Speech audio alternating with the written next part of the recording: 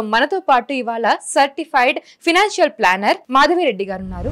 Savings లో returns తక్కువ, risk ఉండదు. ఇన్వెస్ట్మెంట్స్ లో రిస్క్ ఉంటుంది, రిటర్న్స్ ఉంటాయి. ఇప్పుడు మీరు పాలసీ తీసుకున్నారు, ఒక 5-6 ఇయర్స్ తర్వాత మీకు అర్థమైంది అది రాంగ్ అని, మళ్ళీ అది మానేస్తారు, మళ్ళీ ఇంకొకటి ఏదో తీసుకుంటారు, మళ్ళీ అది ఇలా మీరు ఎక్స్పెరిమెంట్స్ చేసుకుంటూ వెళ్తే మీరు గోల్స్ ఎప్పుడు రీచ్ అవుతారు.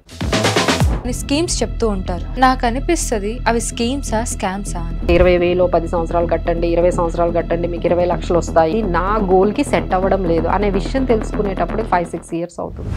ఈ పాలసీ నాకు నచ్చట్లేదు, ఈ డిస్కంటిన్యూ చేద్దాము అంటే వాళ్ళు ఏం చేస్తారంటే ఆ 2 లక్షల్లో 50,000 ఇస్తారు. సో అందుకని తీసుకునేటప్పుడు మేము ఇచ్చే సలహా ఏంటంటే అసలు మ్యూచువల్ ఫండ్స్ లో ఎలా ఇన్వెస్ట్ చేయాలి. 10,000 crores కలెక్ట్ చేస్తారు. Now your 3,000 has invested in almost 30 companies. So 2 companies fail అయ్యాయి, but rest of the companies have given good returns.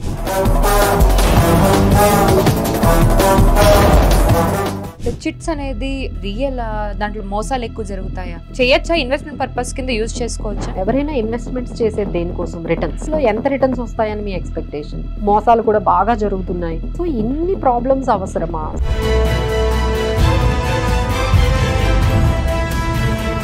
So మీరేం చెప్తారు క్రెడిట్ కార్డ్ గురించి? Definitely not. 1 lakh rupees మీద మీరు 3,000 ఇంట్రెస్ట్ కట్టాలి. సో మీరు 3,000 ఇంట్రెస్ట్ కట్టుకుంటూ వెళ్తే 1 lakh ఎప్పుడు కడతారు?